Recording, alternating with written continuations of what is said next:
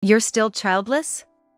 What a defective piece you are, not even able to show off any grandkids. I was sitting on a park bench, taking a brief respite, when a woman approached me. The look in her eyes, her tone of voice. It was unmistakably condescending. No doubt about it. It was her. Shocked by this sudden reunion, I was at a loss for words. Why would she bring up children out of the blue like that?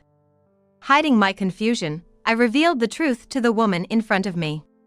My child is right there, you know? At that moment, the woman's eyes widened in surprise. My name is Kelly Omar. 37 years old. Now, I'm happily married with a child, but it took overcoming numerous obstacles to get to this point in my life. My story goes back to when I was in high school. I had a boyfriend named Finn. We met during our first year of high school. As a child, I wasn't very good at talking to people. I struggled to fit in and had few friends. It feels lonely. I often wondered if things would have been different if I were more outgoing. Since elementary school, I tended to overthink things. I resolved to be more proactive and make more friends in middle school. But I never achieved that goal. If I don't change in high school, I'm sure I'll stay this way forever. I knew I had to change, especially since I would be going to a different high school from my close friends. However, my personality didn't change in high school. While others made new friends and enjoyed themselves, I was always alone in a corner of the classroom, either reading or pretending to sleep. I just kept to myself all the time. I remember crying at home numerous times because I felt so miserable about myself. Then, one day, something happened that would significantly change my life. It was all triggered by the seat changes that occurred several times a year at school.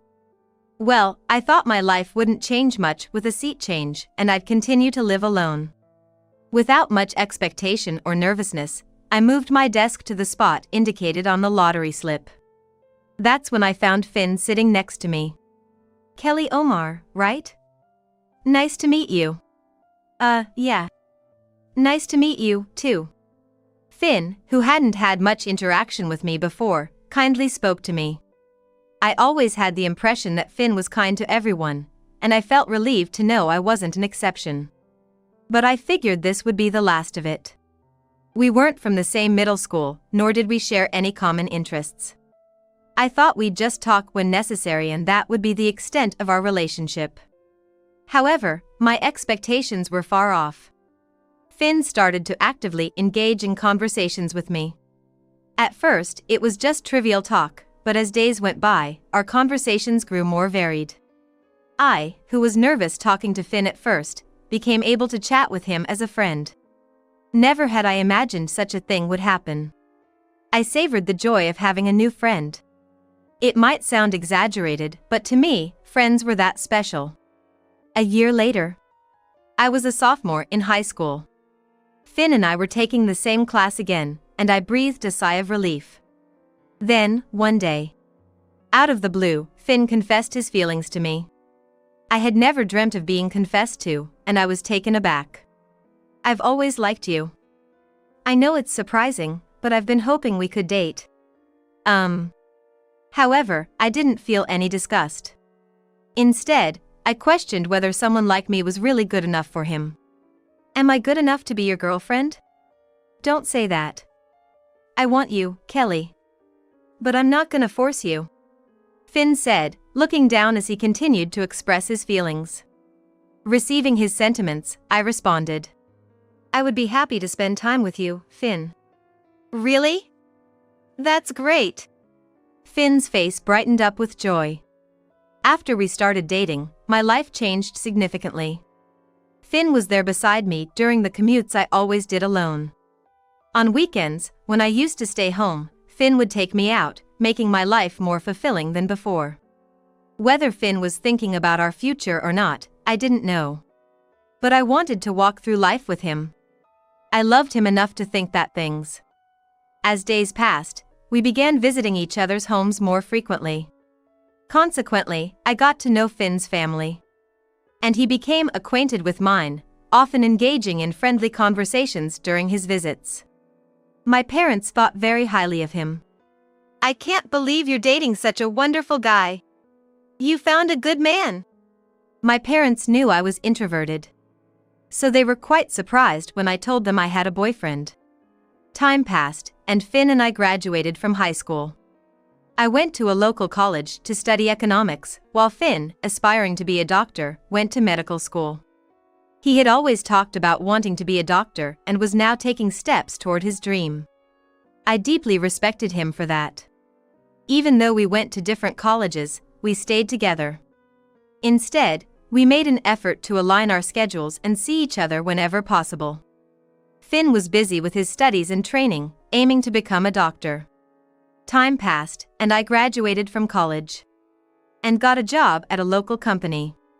By then, both Finn and I were living alone, visiting each other's homes whenever time allowed. 2 years later, Finn graduated from med school and finally achieved his dream of becoming a doctor. Another 2 years passed. And at a moment when both of our careers had settled, Finn proposed to me. "I want to be with you forever. Will you marry me?" Of course!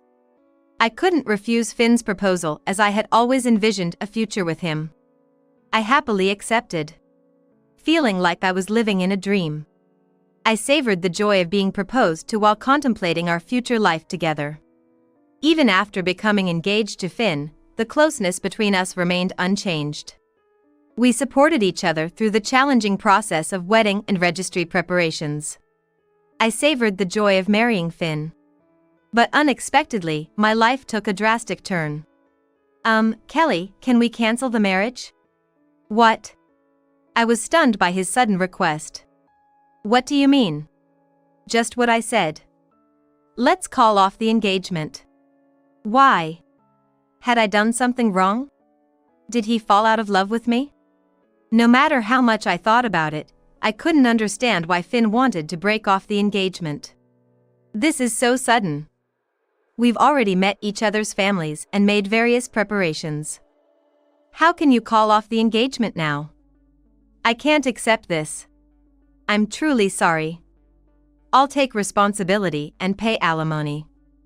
I just don't want to marry you anymore. I'm really sorry, I know apologies aren't enough. But why? I can't tell you. We had been together since high school, promising each other a future and dreaming of building a happy family. Yet, why? Why can't you tell me? I just can't." No matter how much I pressed for a reason, Finn only apologized. Eventually, I gave in, and the engagement was called off. Finn had offered to pay alimony, but I never accepted it. I wanted to forget about him as soon as possible. After being told about the broken engagement, I immediately informed my parents. They were both deeply saddened, as if it were their own loss, which only added to my guilt. Why did Finn want to call off the engagement? Had he grown to dislike me? Or had he found someone else he loved? Was it only me who thought our relationship was going well? No matter how much I ponder, the right answer remains elusive. Without any explanation from Finn, I was left to ponder the reasons alone, which was incredibly frustrating. For a while, I went through my days feeling lifeless, unable to concentrate on work or enjoy myself. However, 6 months later, I unexpectedly learned the reason behind Finn's decision to break off the engagement. One day, my mother told me she needed to see me, so I went back home, only to be greeted by my sister, Yasmin, who was smirking maliciously, though she should not have been there. "Oh, you actually came?" "Well, yeah. Mom called me." "But why are you here? Can't I be here? This is also my parents' house, right? I don't need to explain myself to you. Besides, I have something I want to report, which is why I asked to be called here." "What do you want to report?" What could she possibly want to tell me that required calling me here? Sensing my mood darken, Yasmin smirked again and leaned in closer. "You're going to love it. Just wait and see." With those words, Yasmin returned to the living room. I couldn't trust what Yasmin was saying. She mentioned it would be something to rejoice about, but I expected it to be a lie. Suddenly, anxiety overwhelmed me, and I felt an urge to leave. After a long time, our entire family gathered around the dining table. Usually, it's a cheerful atmosphere, but Yasmin's presence made it quite tense. Yet, she seemed unfazed, continuing to talk about what she wanted. Despite living together for years, I still couldn't grasp what Yasmin was thinking.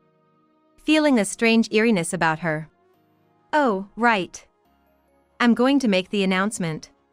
During the meal, Yasmin started the conversation in a cheerful tone. At her words, I felt suffocated. I tried to calm myself and listen to what she had to say. I'm getting married. Married? Yes. To Finn. What? I couldn't believe my ears. That couldn't be possible. What, Finn? Yes. Finn. Finn? My former fiance? Exactly. Your former fiance, Finn. Yasmin answered my questions without a hint of shame. Glancing at my parents, I could tell they were shocked. However, Yasmin continued without changing her expression, happily discussing the registration date and wedding plans. Marrying Finn is like a dream come true.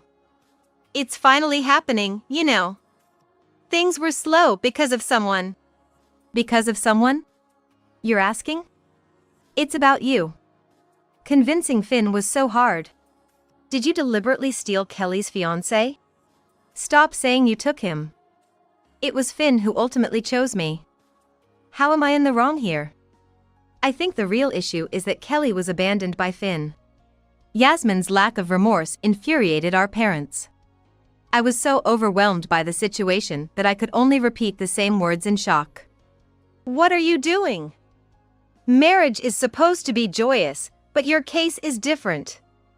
If you struggled to persuade him, doesn't that mean you practically forced Finn away from Kelly? So, it sounds bad when you put it like that. Sure, I knew Finn was going to marry Kelly. But like I said, Finn chose me in the end. If you're asking me to point out my faults, I can't think of any. Seriously. I was left speechless, only Yasmin's shrill laughter echoing in my mind. Yasmin has always disliked me since we were kids. Even before I started kindergarten. I remember her clearly saying, "I wish you were never born." Even as I grew up, Yasmin never changed her stance. If you hadn't been born, I could have had everything to myself. The food, the Christmas gifts, the toys. Everything. But, I can't help being born. Shut up. Yasmin seemed to only see me as an outlet for her stress. Whenever something upset her, she'd take it out on me to feel better. Even when she was in a good mood, seeing me would instantly sour it, and she'd snap at me. I was in such a good mood, but seeing your face just ruins it. I can't help it if you say things like that. That's what annoys me. You always talk back. Just stop it. The problem was all Yasmin's doing. There was nothing I could do to fix it. Then could you not start with me either? It makes me feel bad too. That's what I mean. You keep talking back. It's annoying. Yasmin didn't just hurl hurtful words at me. She would often blame me for her own misdeeds, a regular occurrence. She'd quickly tattle to our parents, playing the victim. Even though our parents knew I hadn't done anything, they scolded Yasmin repeatedly, but she never stopped making me out to be the villain. I've had to apologize to teachers numerous times for things like hidden belongings or important papers and homework being ruined by her. Understandably, I despised Yasmin. I didn't want to share the same space with her if I could avoid it, but I couldn't always have my way. I lived a life being tormented by Yasmin until I started living on my own. However, there was a time when Yasmin's attitude softened a bit. It was around when I started dating Finn. When I first brought Finn home, Yasmin's mood noticeably improved. Wow, Kelly's boyfriend? He's handsome. No, not really. That's amazing, Kelly. He's your first boyfriend, right? Well, yeah. Yasmin's mood remained uplifted. She kept looking back and forth between me and Finn, bombarding us with questions. On another day, Yasmin's spirits were lifted the moment she saw Finn, loudly welcoming him. I realized Yasmin liked Finn, which soured my mood. Hey, your boyfriend is super cool. Why is he with you, I wonder? I don't know. Is it true he wants to be a doctor? Is he smart? He's smart. He even helps me with my studies sometimes. He's always wanted to be a doctor. Yasmin listened to my words and smirked suspiciously. Huh. Which university is he aiming for? I don't know, something in the medical field? You don't know where he wants to go to college? Isn't that a girlfriend fail? I knew, but I didn't want to share that with Yasmin. She kept provoking me without knowing the truth. Perhaps implying she would be a better match for Finn. Yeah, think whatever you want. Seriously, you're so annoying. Don't get too cocky. Yasmin didn't like my attitude, constantly throwing hurtful words at me as easily as breathing. Her attempts to appeal to Finn knew no bounds. From prying into his personal life to making physical contact. She continued her excessive behavior unabated. Finn was obviously troubled by Yasmin's behavior, but all I could do was apologize to him for her actions. Time passed, and Finn stopped coming to our house. I wondered if that would be the end of my encounters with Yasmin. Little did I know, Finn breaking off our engagement was to marry Yasmin. No matter how much I tried to make sense of it, I couldn't keep up. Watching me struggle, Yasmin laughed loudly again. Wow, marrying Finn is just awesome. Do you really think what you did is okay? Taking Kelly's fiance like that? Yeah. So what? I don't know how Kelly feels, but I'm on top of the world. I get to marry the man I love. Oh, sorry. I guess that's not something to say in front of someone who got dumped. Yasmin continued to provoke me. My parents were still angry, but I had no energy left to respond. I could only feel the tears rolling down my cheeks. Oh, are you crying? You should stop, it's not cute. Oh, but you weren't cute to begin with. Yasmin. Just get out. Now. You're no family of mine. Don't ever show your face here again. How harsh. I just came to share some happy news. Despite my parents' anger trying to kick Yasmin out, she just kept laughing. I didn't want to see Yasmin's face ever again, but there was one thing I needed to ask. Why did you choose Finn? Why did I choose Finn? Yeah, why did you specifically choose someone else's fiancé? The one thing I wanted to know before the end. It was why she chose Finn. She must have known it would complicate things, but I was genuinely curious about her reasons. Yasmin happily responded to my question. Because he's a doctor. What? Yeah, Finn became a doctor. I had my eye on him ever since I heard he wanted to become one. I knew his social media because he had told me before, and when I saw he'd become a doctor, I just had to reach out. And you know the rest. Maybe Finn replied initially because Yasmin was my sister, but to proceed to marriage from there, what was he thinking? Perhaps he was just overwhelmed by Yasmin's insistence, but sharing his social media with her seemed questionable too. After I showed a little interest, he just fell for it. Always so composed, but he's got his weak spots, huh? Despicable. I just told you why I chose Finn because you asked. Yasmin, unapologetic, continued to laugh merrily. This further enraged our parents. Do you even have a heart? What is that supposed to mean? That's harsh. Harsh? You have no idea. I'm ashamed to call you my daughter. I won't attend your wedding. Never cross this threshold again. My father, in his anger, grabbed Yasmin's arm and forcefully dragged her outside. Hey! What are you doing? Even Yasmin was taken aback by our father's actions. While my mother and I were shocked, Yasmin had crossed a line. I hoped she would never appear before us again. My mother probably felt the same. That is why no one stopped my father. I'll be happy no matter what. I'll have lots of children, live in a nice house, and show you all. Especially you, Kelly. Just sit there and envy me." With those words, Yasmin was cast out of the house. Remembering her triumphant look at me made my head ache. But perhaps this was finally the end of our connection. Thinking this way, I felt a sudden relief wash over me. 10 years had passed since that turmoil. And I had no contact with Yasmin, enjoying a peaceful life. One day, I was sitting alone on a park bench, savoring a coffee in the cold season, when a woman's voice interrupted my relaxation. "Still childless? What a defective product you are, not even able to show off any grandchildren." I turned towards the voice, and a flood of unpleasant memories rushed back. The condescending look and tone. She seemed much thinner than before, but there was no mistake. It was Yasmin. I was stunned by this unexpected reunion and found myself speechless. Why would she suddenly start talking about children? Trying to hide my confusion, I pointed to a child and told her the truth. "My child is right there, you know?" At that moment, Yasmin's eyes widened in shock. "What? That can't be. Aren't you single? A single person having a child?" "Well, I'm married, actually." "What? You're married?" Indeed, after Finn broke off our engagement, I married a colleague from my company. His name is Arthur.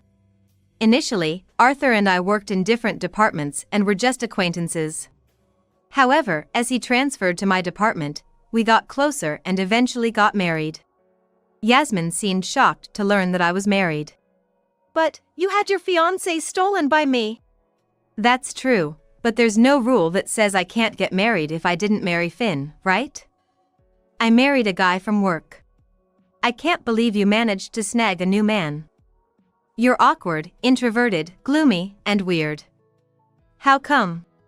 Yasmin couldn't believe that I had gotten married. She opened and closed her mouth as if trying to find the right words. "Just so you know, I've shown the child to our parents." "How about you, big sister? Didn't you say you were going to marry Finn, have lots of kids, and live in a nice house?" "My situation is none of your business." "Well, it is relevant. You came here assuming I had no children. And why are you here anyway?" Yasmin didn't answer my questions. She looked around nervously, trying to come up with a response. But I didn't wait for her reply and continued questioning her. "So, how are you and Finn doing? Keeping in touch with our parents? What are you up to these days?" "Shut up. Just be quiet." "Can't answer? Things aren't going well, are they? You're not getting along with Finn, have no children, and aren't in touch with our parents? I told you to be quiet." Yasmin just kept repeating the same words, showing no intention of answering my questions, which left me increasingly impatient. "Well, if things were going well for you, you wouldn't react like this. If you ran into me, you'd probably boast instead. But then, is it even possible for you and Finn to have children? Why would you know that?" Yasmin looked at me incredulously, wondering how I could know such a private fact about her and Finn. "Why? After we got engaged, Finn and I had a bridal checkup. That's when we found out Finn couldn't have children. Despite that, I loved him and was ready to marry him. I thought he would have told you before getting married. Didn't you know? Or did you choose not to ask?" I didn't know that. I wasn't told." There you go again, claiming you're not at fault.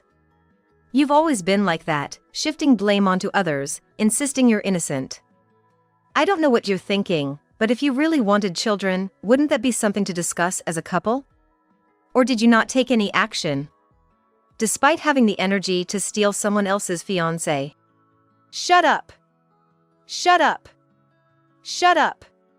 What do you know about my feelings? You had Finn taken away by me. You can't be happier than me." Yasmin, advancing her irrational theories, pressed on towards me. However, her emaciated frame conveyed neither fear nor intimidation. "It's clear she's bothered by my happiness. She continued, "You had your fiancé stolen, and you can't possibly have kids. It's all in your head." Relentlessly denying the reality. Then, I noticed a child was running toward us. My child, Linda. "Mom, who is this person?" Linda asked timidly about Yasmin. "This is my sister." "Mom, you have a sister?" "Yes, but we had a fight and haven't spoken for years." "I see." Linda continued to observe Yasmin intently. And she asked, "Why didn't you tell me about her before?" I responded with a broad smile, albeit somewhat immaturely. "Because she always made me out to be the villain." Wow, that's harsh. Suddenly, Yasmin, who had been looking enviously at Linda, blurted out, Hey! There's no need to say that in front of a child. "I'm just telling the truth. I don't want her to think you're a good person. It's important she knows you're not." "You know what? Don't start with your strange ideas. Look, it's just Aunt Yasmin, right? Nothing to be scared of." Yasmin tried to sound sweet, approaching Linda. But she hid behind me, cautious. "Hey, you there. Really, you're going to get upset with a child?" I might not be one to talk, but that's pretty immature. Quiet. Like you're one to talk. "What's going on?" Just when Yasmin and I were about to argue again, a male voice interrupted us. Turning around, I saw Arthur, my husband. We had come to the park as a family, and Arthur had been away from the bench when Yasmin approached. Who is this?" "This is Yasmin." "Oh." Arthur's face immediately soured upon hearing Yasmin's name. A reaction she didn't notice as she plastered a smile and approached him. "Oh, you're Kelly's husband? Wow, you're quite handsome. Why didn't you introduce him to me?" "I didn't see a need to. Plus, I didn't want you causing trouble again. You're unpredictable." "Oh, come on, I'm just Yasmin, Kelly's sister." "Nice to meet you." Yasmin continued in a sweet tone, unchanged from when she introduced Finn. But Arthur, still grimacing, listened without warmth. I had told Arthur about Yasmin's past actions, including taking my fiancé and her long history of harassment. "Hey, how about we go out for dinner sometime? It's been a while since you and Kelly met, we should cherish this connection." "No, thank you." Arthur firmly declined, contrasting Yasmin's cheerful tone. "Ah, don't be cold." "Don't you think so, Kelly?" "What? No way. Not at all." My instinct, honed over the years, told me Yasmin was targeting Arthur just like she did with Finn. At that moment, Arthur stood in front of Yasmin, protecting Linda and me. "I've heard everything about you from Kelly. I don't know why you're here today, but please don't involve yourself with us anymore." "Everything, you say?"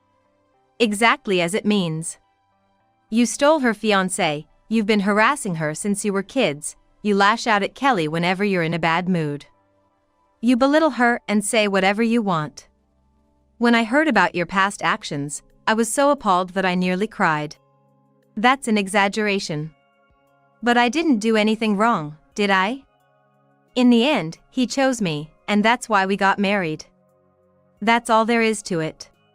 "But you initiated that situation, didn't you?" Yasmin dropped her pretense and started showing her true colors. "Initiated what? Can you explain that specifically? Maybe everything Kelly said was a lie. After all, you're naive to believe a woman like her. Feel free to say whatever you want. But did you create that opportunity?" "That's right, isn't it?" It's irrelevant now. It's all in the past, so why does it matter? "Oh, should I contact our parents and ask them?" When you came to announce your marriage, you talked about why you decided to get married, right? Maybe they remember. And if I check the old address book, I might even find Finn's contact. Or should I ask on social media? I pressed Yasmin, unwilling to let her dodge the questions. But it's not just empty threats. If I wanted to, I could ask my parents, and Finn's contact information is also listed in the address book. That's unnecessary. It is necessary. I'm tired of you spreading lies about me. You're embarrassing, you know? It seems like you're either fighting with Finn or you've divorced. You don't look happy at all. Why would you say that? It's obvious from your appearance. Things aren't going well with Finn, are they? Eventually, Yasmin reluctantly started to explain what had happened. Apparently, she and Finn had divorced a long time ago, due to irreconcilable differences. She said she was tired of her constant demands and complaints. She hadn't even told our parents about the divorce. I was just walking around here when I saw Kelly. I thought I'd annoy her a bit to vent my frustrations. It seemed like a coincidence that we met in this park. I realized it might be best to avoid letting Linda play here in the future, just in case. I married him because he was a doctor, but his salary wasn't as good as I expected, and he's not that attractive or talkative.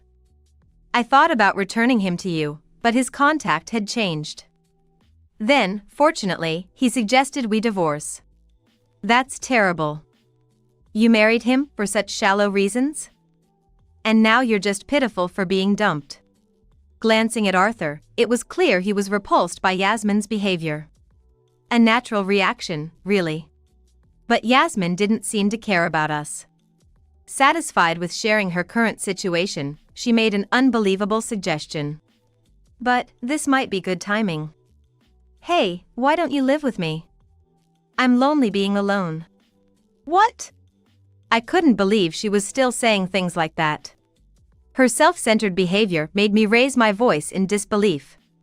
Why would I live with you? Besides, don't be like that.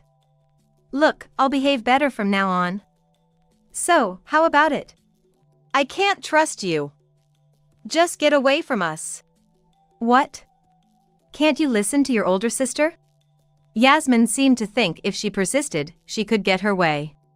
Frustrated by her awful attitude, I was at my wit's end. But then, Arthur spoke up. How can I live with someone like you? Disappear from our sight. Even the child is scared. How mean. What's mean? You're the mean one here. Please, just disappear from our lives. There was no sign of the usual kind Arthur. Seeing him angrily confront Yasmin made it clear he was furious. You've been spouting nonsense since you got here. Enough is enough. Kelly, say something to her. What? What are you talking about? Just stop being so stubborn. If you're lonely, why don't you go back to your parents? I absolutely refuse. If they find out about my miserable life, plus, I'd feel like I'm losing to you. Aren't you past the point of worrying about that? I mean, I don't care what happens to you. Can't you see this is all your own doing? If you've understood that, then disappear from our sight now. Before we knew it, several people had gathered around to watch our argument. Oh, you'll regret this. I'll make sure of it. Perhaps embarrassed by the attention, Yasmin hurled a parting shot and awkwardly left the scene. A few days later, while watching TV alone at home, my smartphone rang. It was a call from a payphone. Initially, I ignored it, but the persistent ringing made me reluctantly answer. I recognized the voice on the other end. It was Yasmin. Kelly! Help me! What? All of a sudden? I have no money, can't pay the rent, and have to leave my home. I reached out to Dad, friends, and even Finn, but no one will help me. You're my only hope. Please, can we start over? I promise I won't be selfish anymore. Just letting me stay at your place is enough. I don't want to either. Why did you think I would help you? Yasmin's voice was much weaker than before, pleading for my help. But I had no obligation to listen to her. Meeting again at the park must be some kind of fate, right? I thought you would definitely help me. Enough with that. It's really annoying when you make up such connections. I will not help you.